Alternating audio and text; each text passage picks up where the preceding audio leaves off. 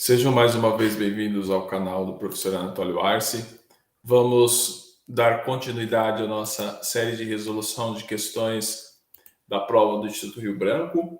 No vídeo de hoje nós vamos continuar resolvendo, a prova do ano de 2021 de História do Brasil. E hoje nós vamos concluir porque vamos resolver as questões 50, 51, 52, 53 e 54. Portanto, vai ser um vídeo um pouco mais longo, teoricamente, eu acredito, do que os vídeos anteriores. E a questão 50, sem mais delongas, ela já vai falar sobre o Programa de Ação Econômica do governo PAEG, que foi promulgado durante o governo do Castelo Branco, logo após o golpe de 1960 e 64. E a questão 50 vai dizer o seguinte: acerca da economia do regime militar, 1964 a 1985, e considerando o período referente à implementação do Programa de Ação Econômica do Governo, PAEG, julgue C ou E os itens a seguir. Vamos lá. Item 1. As medidas de contração fiscal adotadas no âmbito do PAEG para auxiliar na redução da inflação foram potencializadas pela política de limitação dos vencimentos do funcionalismo público, aos quais permaneceram congelados ao longo de 1964, mesmo em contexto de inflação elevada. Essa alternativa ela está errada e tome muito cuidado, porque o que foi o PAEG? O PAEG ele foi esse programa de ação econômica do governo promulgado durante o governo do Marechal Humberto de Alencar Castelo Branco, em que reordenou praticamente todo o sistema tributário brasileiro. Essa foi a consequência do PAEG. O PAEG ele impôs ao Brasil um grande arroxo econômico, certo? Corte de gastos, aumento de tributo e centralização tributária. Hoje nós temos toda uma discussão de governadores e prefeitos dizendo que eles são prejudicados pelo rateio da cobrança de impostos, porque sempre os impostos eles vão muito mais ao caixa forte do Tesouro da União em detrimento dos estados e municípios. E quando que começou esse processo de centralização? Esse processo de centralização ele tem início no PAEG, que é uma estrutura tributária que basicamente ela existe até hoje com algumas alterações, obviamente. Nós estamos falando de algo de quase 60 anos atrás. Então, o PAEG ele promulgou uma grande centralização tributária e também ele criou o FGTS e o PIS. Por outro lado, ele criou o FGTS e o PIS. Então, você tem o PAEG como esse programa que orientou a política econômica, ou seja, tomou-se medidas para ter as bases econômicas para que pudesse ter o milagre econômico. Entretanto, quando você analisa o PAEG, você tem que desconsiderar que houve uma política de limitação do vencimento do funcionalismo público. O arroxo ele foi para todo mundo, mas não consta na leitura do PAEG de suas consequências uma política de limitação do funcionalismo público. Então é aí que a questão ela está pegando, certo? Então você não teve essa limitação nos vencimentos do funcionalismo do serviço público. Por quê? Porque quando você fala em vencimento do funcionalismo público, você não está falando somente daquele funcionalismo público de baixo escalão. Você está falando do funcionalismo público além dos cargos eletivos, eleitos no caso, você está falando dos juízes, dos promotores, dos ministros dos tribunais superiores. Então, você está falando de gente muito poderosa que não é fácil limitar o vencimento deles, mesmo em um cenário de regime militar. O Brasil tem essa tradição de ter dificuldade ou de ser sensível aos interesses corporativos. Quando eu falo interesses corporativos, não estou falando dos professores, dos policiais federais, daquele pessoal de baixa patente, eu estou de baixo escalão, estou falando dos altos funcionários públicos. Portanto, na questão 50, o item 1 está errado. Vamos agora ao item 2. O item 2 vai dizer o seguinte: o PAEG visou a internacionalização da economia brasileira, abrindo ao capital estrangeiro, promovendo a integração com centros financeiros mundiais e buscando o alinhamento com a Aliança para o Progresso, lançada para pelos Estados Unidos. Essa alternativa está correta, por quê? Porque antes do PAEG, quando você fala na política externa independente, ou no plano de metas do Juscelino Kubitschek, você tinha um contraponto à Aliança para o Progresso. O que o PAEG fez? O PAEG ele internalizou um pouco mais a economia brasileira, ele facilitou a entrada de capital estrangeiro para cá, ou seja, ele abriu a economia mais para o capital estrangeiro, promoveu a integração com centros financeiros mundiais. É óbvio que essa integração ela se deu de maneira extremamente assimétrica, porque o Brasil mas na época era uma economia periférica, e buscou uma aliança para o progresso, que é produto ali dos Estados Unidos, lançado pelos Estados Unidos da América, no sentido de enviar ajuda financeira aos países da América Latina. Lembrando que essa ajuda financeira dos Estados Unidos aos países da América Latina, ele visava conter o crescimento dos movimentos alinhados ao comunismo, ou seja, ele enviava dinheiro a esses países, em troca esses países tinham que imprimir uma política anticomunista muito ferrenha. Foi isso, de fato, que aconteceu no Brasil durante o regime militar, certo? Portanto, na questão 50, a alternativa 2 está correta. Vamos à alternativa 3. A alternativa 3 vai dizer o seguinte: partia-se do pressuposto de que entre as causas crônicas da inflação no Brasil figurava a política de aumentos salariais a taxa acima do crescimento da produtividade. Quando o Castelo Branco se reuniu com a sua equipe econômica, qual foi o diagnóstico da sua equipe econômica, comandado pelo Roberto Campos e, se eu não me engano, pelo Bulhões? Sim, Roberto Campos Bulhões era a dupla homens fortes da economia do Castelo Branco. Eles partiam do princípio de que o Brasil tinha dificuldades de combater a inflação. Por quê? Porque dava substantivos aumentos salariais, certo? E essas taxas desses aumentos salariais eram sempre acima do crescimento da produtividade. Além de que eles diziam, certo, que havia uma falta de organização institucional no Brasil. Ou seja, eles ofereceram um diagnóstico. Quando eles lançaram o PAEG, eles não apenas lançaram medidas para conter os problemas econômicos brasileiros, eles também ofereceram um diagnóstico ao presidente daquele momento histórico, certo? Dizendo por esse motivo que o Brasil não consegue combater a inflação. Então, eles ofereceram remédios muito amargos para combater a inflação.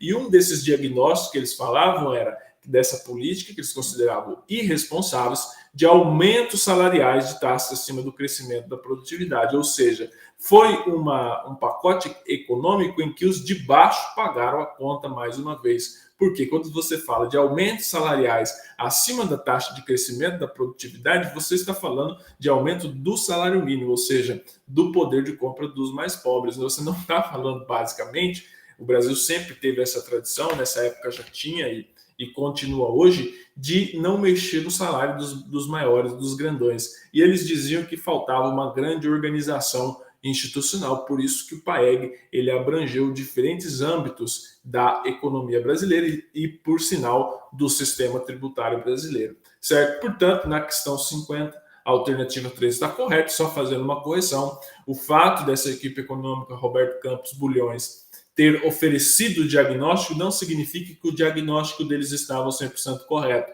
mas na visão do presidente daquele momento histórico, ele aceitou o diagnóstico da equipe e ele aceitou também muitas das sugestões para a correção econômica dada por essa equipe, certo? Portanto, o interessante para a nossa análise é que na questão 50, a alternativa 3 está correta. Vamos à alternativa 4.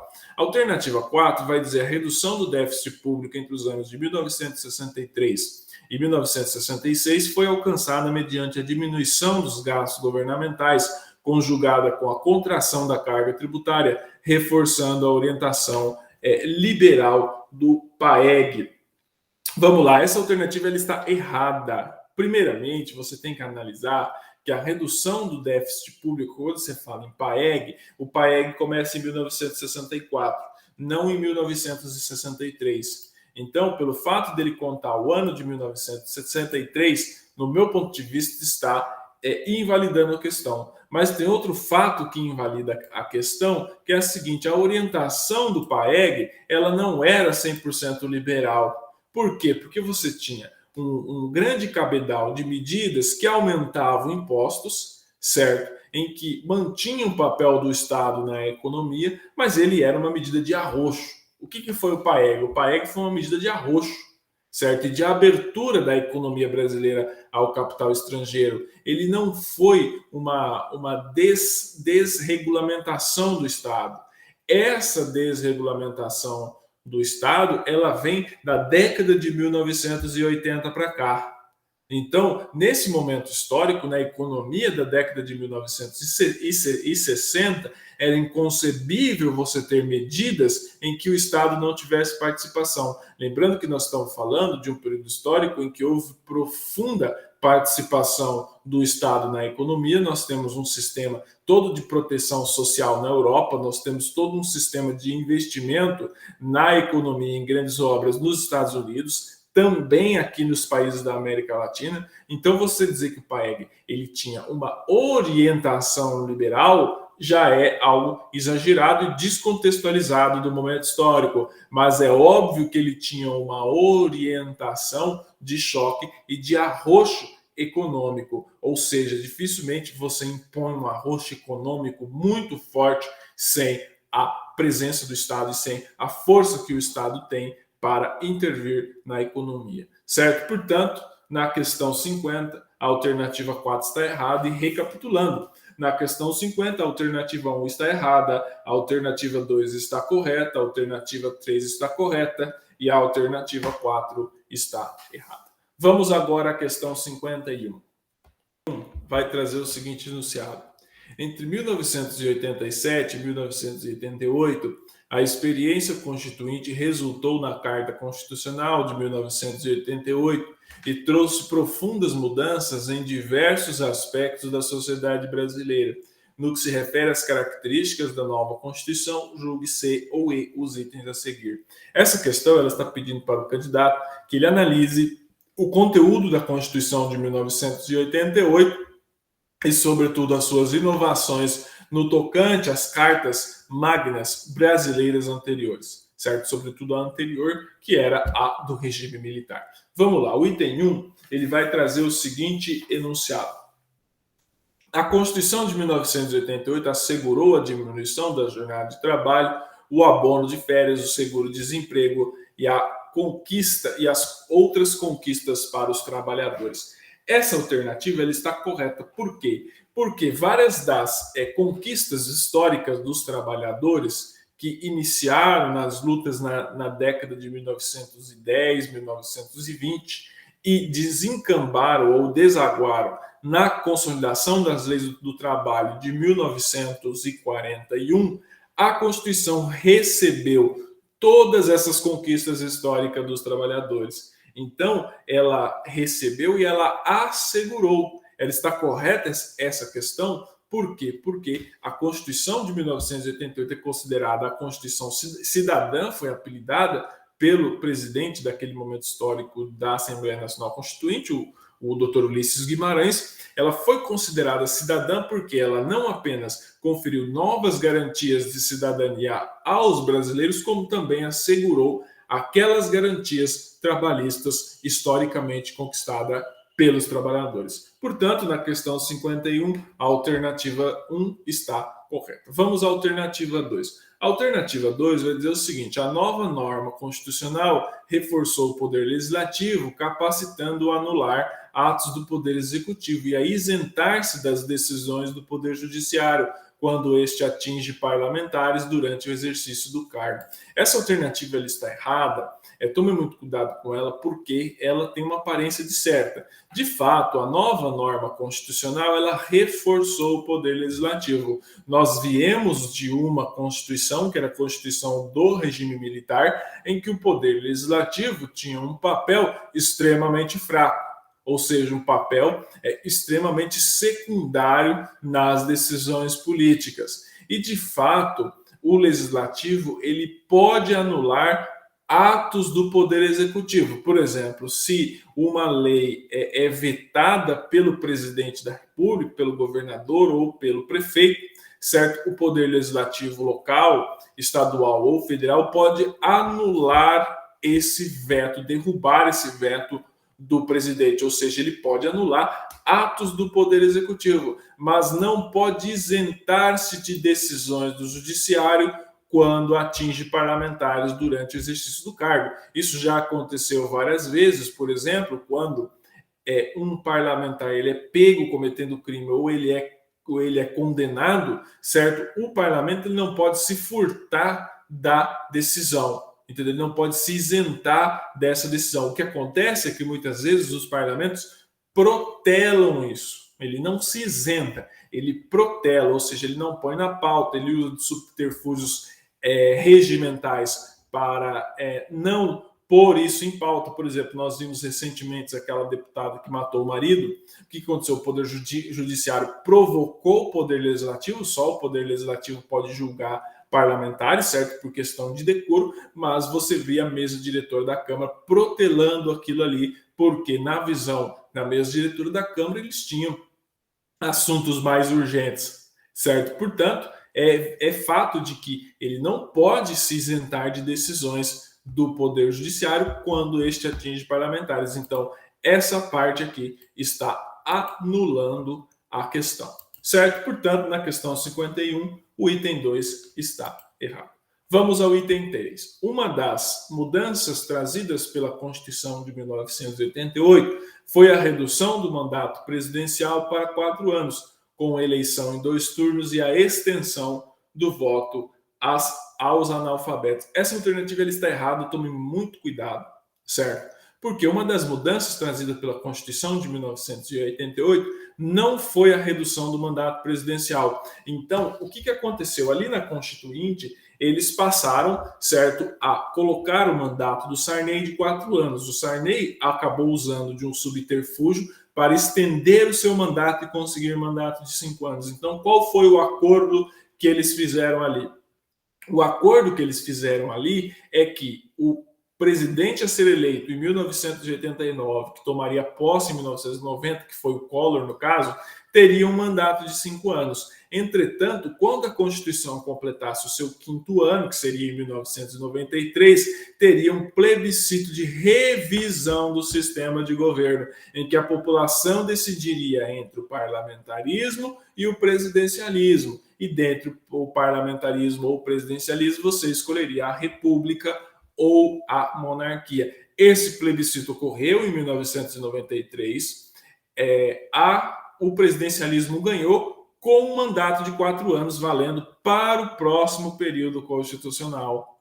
Então, quando você fala em que houve uma mudança de redução do mandato presidencial, não. Essa redução do mandato presidencial não se deu propriamente na Constituição de 1988. Ele se deu na revisão constitucional de 1993. Aí que se estabeleceu presidencialismo, certo? Com 4 anos, sem direito à reeleição. Aí o que aconteceu? O Fernando Henrique foi eleito em 1994 para um mandato de 4 anos, que ia de 95 a 98. No 3º ano de mandato, em 1997, ele imprime uma mudança constitucional que permite uma reeleição para cargos no Poder Executivo. Então foi assim que aconteceu essa mudança de regra do jogo. Mas, na verdade, a Constituição, em 1988, ela trouxe um mandato presidencial de 5 anos sem direito à reeleição, que é uma tradição brasileira, que são ou mandatos de 4 anos, como ocorreu durante o período da República Velha, da Primeira República, de 1889 a 1930, sem reeleição, 4 anos. Ou acontecia que nem na República Populista, na Constituição de 1946, em que era um mandato de 5 anos sem reeleição. Então, houve uma certa confusão, certo, na Constituição que estabeleceu o mandato de 5 anos e a revisão constitucional que colocou o mandato de 4 anos, ambos sem reeleição. Aí o Fernando Henrique foi lá e instituiu o Instituto, sendo resultante da reeleição que está nos dando dor de cabeça até hoje, certo? Portanto, a questão ela está errada porque ela traz a seguinte informação: foi uma das mudanças trazidas para a Constituição de 1988 foi a redução do mandato presidencial para 4 anos, certo? Mas quando fala em eleição em 2 turnos e extensão do voto aos analfabetos, foram mudanças, sim, trazidas pela Constituição, mas a informação que está errada é essa primeira informação aqui. Se tem informação errada, se tem informação errada no item, o item está inteiramente errado. Portanto, na questão 51, o item 3 está errado. Vamos ao item 4. O item 4 vai dizer o seguinte: o habeas data, direito de todo cidadão ao acesso a documentos produzidos pelo Estado e que lhe diz respeito, foi mantido conforme a Constituição anterior. Essa alternativa ela está errada porque o habeas data ele é sim um direito de todo o cidadão a ter acesso a documentos produzidos pelo Estado que lhe dizem respeito.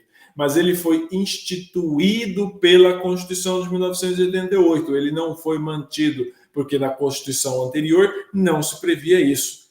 Candidatos, nós estamos falando de uma Constituição, que é a Constituição anterior à de 88, que é a Constituição do regime militar, era uma Constituição de um regime autoritário. E esse regime, ele não dava direito ao cidadão de ter acesso a documentos produzidos pelo Estado. Certo? Porque se fosse assim, você teria que o Estado teria que fornecer à família do preso político ou ao preso político documentos que justificavam a sua prisão, e esses documentos, muitos deles até hoje, não vieram à luz, ou seja, ele não foi mantido conforme a Constituição anterior. Então, até aqui, a resposta está correta, que habeas data é um direito de todo cidadão de acesso ao documento, que lhe diziam respeito, mas ele não foi mantido conforme a Constituição anterior. Ele foi instituído pela Constituição de 1988 ou recuperado pela Constituição de 1988. Portanto, na questão 51, a alternativa 1 está correta, a alternativa 2 está errada, a alternativa 3 está errada e a alternativa 4 também está errado. Vamos agora à questão 52. A questão 52 vai trazer o seguinte enunciado: as instituições sociais e políticas são processos que se desenrolam no tempo, sem saltos e sem paradas. Não podemos forçar transformações prematuras nem precipitar acontecimentos que ainda não chegaram à completa maturidade. Por outros termos, o arbítrio humano não pode modificar o que, por qualquer causa, ainda não é socialmente modificável. Mas também não podemos impedir que as instituições se modifiquem e se renovem quando a sua própria história indica novo rumo, quando a própria vida impõe novas tendências adaptativas e novas diretrizes para o futuro. Esse é um fragmento de texto de Almir de Andrade, Evolução Política e Social do Brasil, publicado na revista Cultura e Política em 1941. Beleza, dado esse texto sobre a necessidade de modificar as instituições quando a sociedade muda, que é isso que o Almir de Andrade está falando, a questão 52 vai trazer o seguinte enunciado: considerando o texto apresentado como referência inicial acerca da ideologia do Estado Novo, julgue certo ou errado os itens a seguir. O item 1 vai trazer a seguinte informação: uma ética positiva do trabalho era um dos fundamentos ideológicos do Estado Novo, sendo essa a base da emancipação pessoal, da construção da sociedade e da nação. Essa alternativa ela está correta, está perfeita, em linha com o que era o Estado Novo. Você tinha uma ética em que colocava o trabalho como algo extremamente positivo. Lembrando que Getúlio Vargas e o seu grupo político se autodenominavam de trabalhistas. Ou seja, o trabalho ele era um fundamento ideológico do Estado Novo. Se tinha ali um culto ao trabalho, ou seja, quando o Getúlio Vargas ele começava os seus discursos falando trabalhadores do Brasil ele institui normas que teoricamente protegeriam esses trabalhadores e o trabalho, que na verdade era muito mais uma conciliação entre capital e trabalho do que propriamente uma defesa sui generis e ampla dos trabalhadores, mas o Estado Novo colocou essa ideologia, pregava essa ideologia de que o trabalho ele era a base da emancipação pessoal, da construção da sociedade e da nação. Veja bem que isso também, esse tipo de ideologia, ele era inspirada nos regimes totalitários europeus, ou seja, no nazismo do Hitler, sem o componente horroroso dos campos de concentração, obviamente, do fascismo italiano e, sobretudo, no salazarismo português e no franquismo espanhol. Ou seja, você tinha um culto ao trabalho nesse momento histórico. O trabalho era ideologia de Estado e o Brasil era um país de trabalhadores e dependeria, segundo a lógica do Estado Novo, dos trabalhadores trabalharem, se dedicarem cada vez mais para construir um país melhor, ou seja, o trabalho iria nos salvar, segundo a lógica do Estado Novo. Certo? Portanto, na questão 52, a alternativa 1 está correta. Vamos à alternativa 2.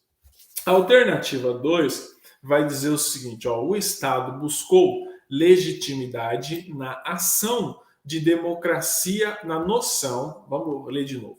O Estado buscou legitimidade na noção de democracia social voltada para o bem comum, de inspiração liberal, crítica aos regimes totalitários, a despeito de pregar uma organização política sem partidos. Tomem cuidado com essa alternativa, ela está errada, entretanto, ela traz muitos elementos corretos.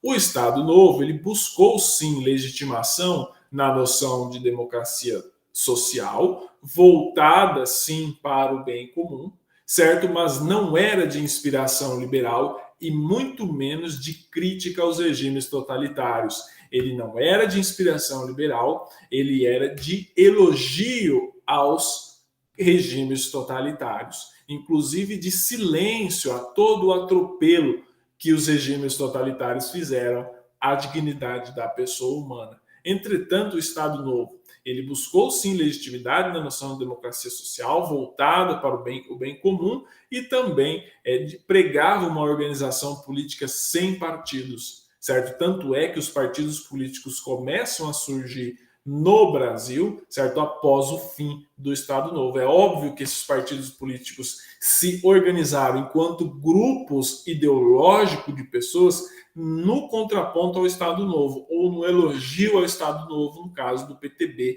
quando Vargas ele institui o seu partido, certo? Só que o Estado Novo ele não tinha uma inspiração liberal, pelo contrário, ele tinha uma inspiração, pode-se até dizer, de antiliberal, porque era um regime com traços de totalitarismo, mas era um totalitarismo voltado para as nossas raízes políticas. Eu vou citar um exemplo, por exemplo, o castilismo gaúcho, né? O regime do Vargas era um regime bem voltado para o ideal do castilismo gaúcho, e não havia uma crítica aos regimes totalitários, ao contrário, você tinha um elogio aos regimes totalitários, tanto é que durante o Estado Novo, ou pouco antes da Segunda Guerra Mundial, em que o Brasil, por fatores históricos e políticos, diplomáticos do momento, teve que tomar o lado dos Estados Unidos, senão não vem ao caso falar disso daí, mas a Alemanha nazista era uma grande parceira comercial do Brasil, tanto é que havia relações diplomáticas entre os dois países. O Vargas ele pega a ativista comunista Olga Benário, deporta para a Alemanha para ser morta na Alemanha. Você tinha naquele livro do Stanley Hilton, Suástica sobre o Brasil, você tinha muitas pessoas colaborando com o nazismo que viviam aqui, você tinha escolas que falavam o alemão, a embaixada da Alemanha enviava filmes para serem assistidos aqui, ou seja, a maior seção do partido nazista fora da Alemanha era no Brasil, não era na Argentina, como muita gente pensa, era no Brasil. Certo? Portanto, mas o que interessa para nós é que a questão 52, a alternativa 2, na questão 52, a alternativa 2 está errada. Vamos à alternativa 3. A alternativa 3 vai dizer o seguinte, ó: mais do que disciplina acadêmica, a história foi tornada argumento político oficial para sustentar ideologicamente a ditadura do Estado Novo, ao buscar traçar uma linha evolutiva de continuidade entre a Primeira República, o presente e o futuro da nação. Essa alternativa ela está errada, tome muito cuidado, vamos às nuances das alternativas que eu vou explicar para vocês. Essa alternativa ela está errada, tem alguns pontos que estão corretos e ela também é extremamente polêmica. Primeiro que ela toca na questão dos intelectuais. Nós temos hoje uma disputa, né? Porque os intelectuais sempre estiveram, ou quase sempre, envolvidos com regimes políticos. E eles sustentam ideologicamente esses regimes políticos. Aconteceu no Brasil. Talvez o governo Lula tenha sido um período da história brasileira que houve mais engajamento dos intelectuais, inclusive de colonização ideológica das universidades. E nós temos hoje um regime, como do atual presidente, que ele não consegue se inserir no espaço público pela ausência de intelectuais orgânicos ou de intelectuais, ainda bem. Ainda bem. Mas, enfim, no tocante ao Estado Novo, a história ela foi uma disciplina acadêmica que se tornou argumento político e sustentou ideologicamente a ditadura do Estado Novo. Então, se a questão terminasse aqui, ela estaria correta, mas onde que ela erra, onde que ela traz informações erradas, então ela está errada. Ao buscar traçar uma linha evolutiva, mas ele buscava a linha evolutiva, mas ele não era de continuidade entre a Primeira República, ele era de ruptura com a República Velha. Tanto é que esse termo República Velha, ele foi denominado pelos intelectuais do Estado Novo, para distanciar o varguismo, certo, da antiga república, do antigo regime, para dizer o seguinte: não foi ele o Estado Novo, ele é uma linha evolutiva, mas ele não é de continuidade com a Primeira República, ele é de evolução em relação à Primeira República. Então, qualquer traço de continuidade era rechaçado por aqueles intelectuais. De fato, houve muita continuidade, sim, em políticas de Estado. Por exemplo, quando você analisa a política brasileira para com o café, houve uma continuidade, sim, em relação à República Velha, a República até que vigorou até 1930, da era Vargas, mas isso não era admitido pelos intelectuais, porque esses intelectuais eles reproduziam, na verdade, eles criavam narrativas para legitimar ideologicamente a ditadura do Estado Novo. Ou seja, os intelectuais eles não são pessoas neutras. Então, nós temos que desmistificar isso daí, colocar os intelectuais como pessoas neutras. Não tem como você ser 100% neutro em questões políticas. Você sempre vai sustentar uma narrativa que está condizente com a sua linha ideológica. O que você não pode fazer é criar fatos, narrativas mentirosas para sustentar a sua linha ideológica. Eu sei que é uma margem muito tênue, não vem ao caso nós discutirmos isso daí, isso é uma longa e polêmica discussão. O que interessa para nós é que na questão 52, a alternativa 3 está errada, e o que invalida a alternativa 3 é colocar a palavra continuidade entre a Primeira República. Isso está errado, portanto, a questão, o item 3 da questão 52 está errado. Vamos ao item 4. O item 4 vai dizer o seguinte: a revista Cultura Política, criada em 1941, com o intuito de apoiar, promover e desenvolver ideologicamente o Estado Novo, contou com a participação de intelectuais importantes daquele período, como Almir de Andrade e Cassiano Ricardo. Essa alternativa está correta, é basicamente o que eu falei ali em cima. Os intelectuais eles ofereceram ao longo da história diferentes narrativas e justificativas teóricas para os governos se legitimarem. No caso brasileiro, do Estado Novo, os intelectuais Almir de Andrade, Cassiano Ricardo criaram essa revista Cultura Política em 1941 com o intuito de apoiar, promover e desenvolver ideologicamente o Estado. Portanto, no item 4, a alternativa está correta. Recapitulando, na questão 52, o item 1 está correto, o item 2 está errado, o item 3 está errado e o item 4 está correto. Vamos avançando agora para a questão 53. A questão 53 vai trazer o seguinte enunciado, um curto enunciado. Essa questão 53 e 54 não são tão longas e complexas como as três anteriores. São complexas, mas não tão longas. Vamos lá, questão 53. Em relação ao período de 1945 a 1964, que é conhecido pela historiografia como República Populista, julgue C ou E os itens a seguir. Vamos lá. Item 1. A importância conferida ao trabalho e ao trabalhador, iniciada nos anos 1930 e mantida no pós-Estado Novo, foi desse último período, no caso Estado Novo, de paz e tranquilidade no chamado mundo do trabalho, não se verificando ocorrência de movimentos grevistas significativos. Essa alternativa ela está errada. Caso ela terminasse aqui, ela estaria correta. Entretanto, o período do Estado Novo, ele não foi um período de paz e tranquilidade no chamado mundo do trabalho. Por quê? Porque houve muita resistência do empresariado no tocante às novas leis de proteção do trabalhador. Por mais que tenha sido algo imposto, né, com base na Carta do Lavoro, e que na prática tenha funcionado muito mais como uma conciliação entre capital e trabalho, houve resistência. A questão do trabalho no Brasil, para os estudiosos, quem quiser saber, pesquisa um pouco mais, nunca foi algo desprovido de conflito. Nunca foi algo em que houve paz e tranquilidade. Na política, nunca há paz e tranquilidade. Há momentos de mais tranquilidade e há momentos de mais conflitos. Mas esses conflitos, mesmo nos momentos de tranquilidade, entre aspas, eles estão ali latentes e basta apenas uma faísca para explodir. Então, o mundo do trabalho no período da Era Vargas ele foi um período de conquista para os trabalhadores, mas não foi de paz e tranquilidade. Portanto, a alternativa 1 está errada.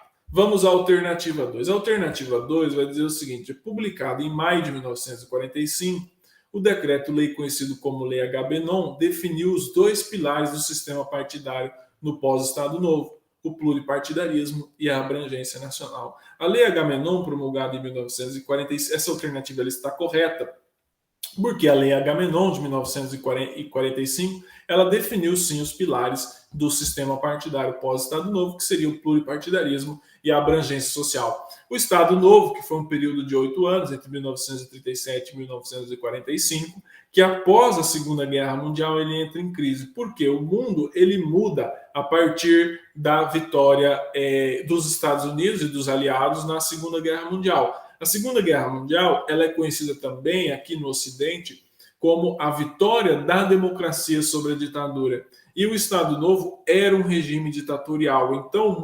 muitos pertencentes à elite política brasileira naquele momento histórico, inclusive no interior das Forças Armadas, entendia que um regime sem partidos, como era do Estado Novo, já era incompatível para o Brasil daquele momento histórico. Então você tinha que criar um sistema partidário pluripartidário e de abrangência nacional. Então os partidos modernos brasileiros e de abrangência nacional têm surgimento a partir desse momento histórico, mas é óbvio, por exemplo, quando surge o PSD, quando surge a UDN, quando surge o PTB, eram partidos políticos já agregados durante o Estado Novo, no caso da UDN, no rechaço ao Estado Novo e à ideologia do varguismo, certo? Portanto, está correto, definiu como dois pilares, a Lei Agamenon definiu como dois pilares do sistema partidário, o pluripartidarismo e a abrangência nacional. Portanto,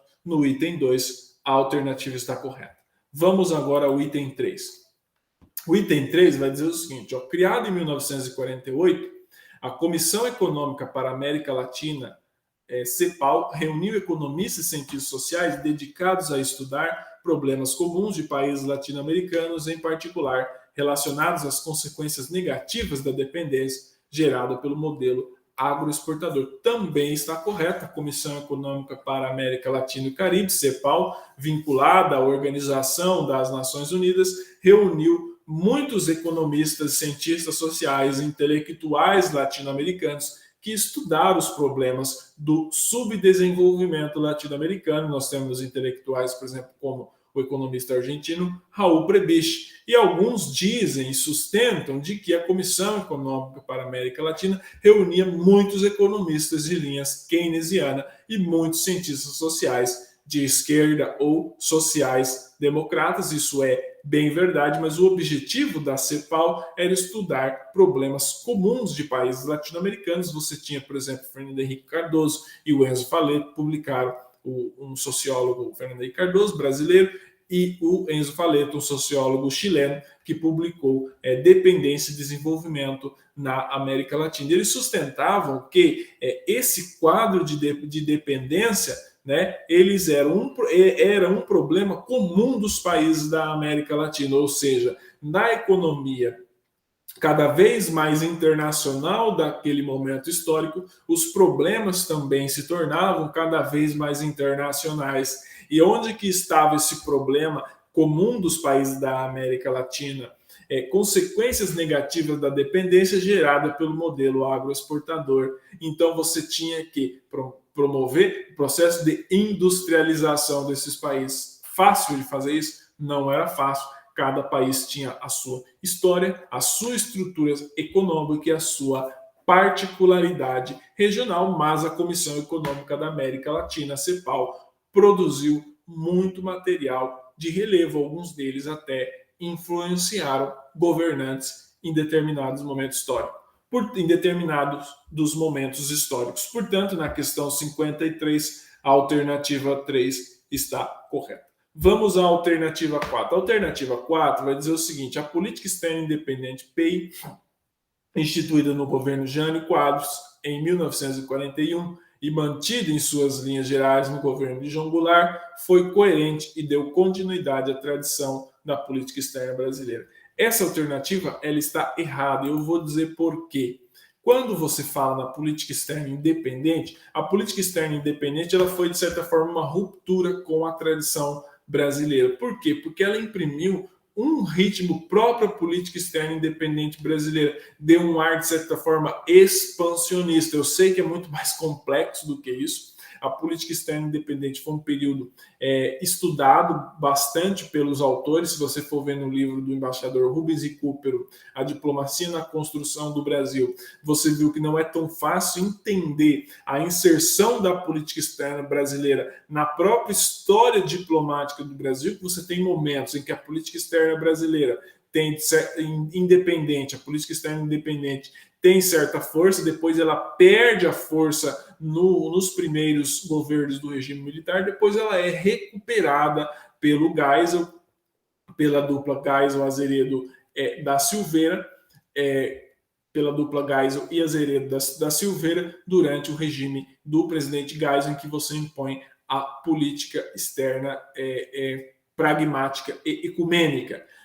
A política externa pragmática e ecumênica ela é considerada, de certa forma, um revisionismo da política externa independente. Mas o que eu estou querendo dizer, para não se perder na questão da alternativa, é que ela não foi coerente no tocante à continuidade e à tradição da política externa brasileira. Ela foi considerada, naquele momento histórico, uma ruptura com a tradição do Rio Branco, que vem do Rio Branco, do alinhamento não estrito, da aliança não estrita com os Estados Unidos. Então tá aí para você entender a não coerência, a não continuidade da política externa independente no tocante à tradição da política externa brasileira, certo? Portanto, na questão 53, a alternativa 4 ela está errada, porque ela não foi coerente, não deu continuidade à tradição da política externa brasileira. Vamos agora à questão 54. Na questão 53, voltando um pouco na questão 53, a alternativa 1 está errada, a alternativa 2 está correta, a alternativa 3 está correta e a alternativa 4 está errada. Agora sim, vamos à questão 54, também conhecida como última questão na nossa série de resolução de questões da disciplina de História do Brasil da prova de 2021. A questão 54 vai trazer este enunciado. No que tange à evolução econômica entre 1930 e 1964, julgue seu e os itens a seguir. Eu acredito que a questão esteja falando da evolução econômica do Brasil entre 1930 e 1964, um período de 34 anos. Vamos lá. O item 1 vai dizer o seguinte, vai trazer o seguinte enunciado. No decorrer dos primeiros anos do governo Vargas, verificou-se forte crescimento do setor industrial brasileiro, o que pode ser explicado, entre outros fatores, pela crise internacional que permitiu a substituição da importação por ações de proteção à indústria e a medidas cambiais. Essa alternativa ela está correta, a crise de 29. Ela faz com que vários países com capacidade de fazê-lo, no caso Brasil, Argentina e México, aqui na América Latina, comecem a acelerar o seu processo de industrialização. E o método utilizado foi o método conhecido como substituição de importações. Essa substituição de importações funcionava mais ou menos o seguinte: produtos que eram importados, o governo, o Estado, passava a incentivar a produção aqui. Por outro lado, se caso esse produto importado quisesse entrar no mercado brasileiro, você instituía taxas cambiais altíssimas que tornava esse produto muito mais caro do que o produto nacional e isso obrigava a população a comprar o produto nacional, ou seja, era uma forma artificial de promover concorrência. Todos os países fazem isso, inclusive os Estados Unidos, lembrando, né, que muita gente desconhece, mas os Estados Unidos impõem sérios subsídios e taxas aos produtos agrícolas de países da América Latina para proteger os seus produtores ali dos belts meio oeste que produzem produtos agrícolas na parte mais quente. Certo? Portanto, na questão 54, a alternativa 1 está correta. Durante a chamada Era Vargas, vamos lá na alternativa 2, o Estado brasileiro passou a atuar como mediador entre os interesses do setor agrícola e os do industrial, bem como os dos trabalhadores e os dos empresários, levando alguns autores a definir aquele período como era keynesiana. Também está correto, está em linha. Quando se fala em Era Vargas, você tem um período de conciliação entre capital e trabalho. Quando se fala em conciliação entre capital e trabalho, não significa que foi um período histórico com ausência de conflito. A conciliação, ela na política, ela permite o diálogo, permite que um lado ceda em favor do outro e vice-versa, mas ela não abole os conflitos, ela não extingue os conflitos. Então, o Vargas entendia que o Estado ele tinha um papel de mediador entre os interesses dos diversos setores presentes na economia brasileira, entre os agricultores, entre os industriais, entre os trabalhadores e entre os empresários. E alguns autores definiram esse período como era keynesiana, com base no economista John Maynard Keynes, que ofereceu soluções para os países saírem do atoleiro liberal de 1929. Certo? Portanto, na questão 54, a alternativa 2 está correta. Vamos à alternativa 3. A alternativa 3 vai dizer o seguinte, fundamentado teoricamente no nacional desenvolvimentismo, o plano de metas do governo de Juscelino Kubitschek consistia em 31 objetivos que definiam investimentos prioritários do Estado nas áreas de energia, educação, transporte, alimentação, indústria de base e, por fim, na construção de uma nova capital. Essa alternativa está correta. Basta ler o plano de metas. Você vai ver que o plano de metas tinha como objetivo crescer 50 anos em 5, e isso seria feito por meio de 31 objetivos que definiam os investimentos prioritários do Estado, ou seja, era um projeto de desenvolvimento nacional inspirado no nacional desenvolvimentismo vigente durante a Era Vargas, em que fazia com que o Estado investisse nas áreas de energia, educação, transporte, alimentação, indústria de base, sobretudo na construção de uma nova capital. Isso trouxe consequências econômicas negativas? Trouxe consequências econômicas positivas a curto prazo? Trouxe consequências econômicas negativas a longo prazo? Também trouxe, certo? Foi uma bomba que o Juscelino deixou armado para os seus sucessores, certo? Mas isso não vem ao caso. O que importa é que na questão 54, a alternativa 3 está correta.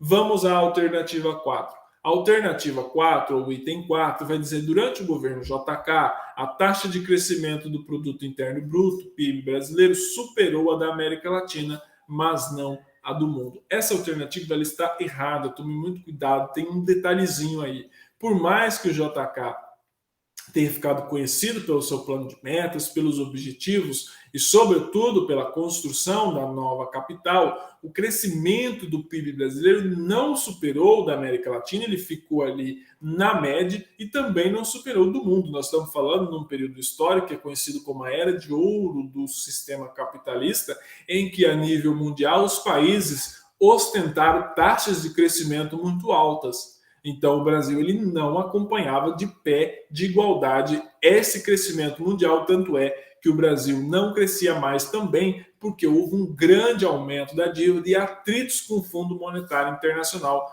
para cumprir as metas do Fundo Monetário Internacional. Lembrando que o Brasil gastou bastante na construção da sua nova capital. Portanto, na questão 54, a alternativa 4 está errada. Recapitulando, na questão 54, o item 1 está correto, o item 2 está correto, o item 3 também está correto e o item 4 está errado.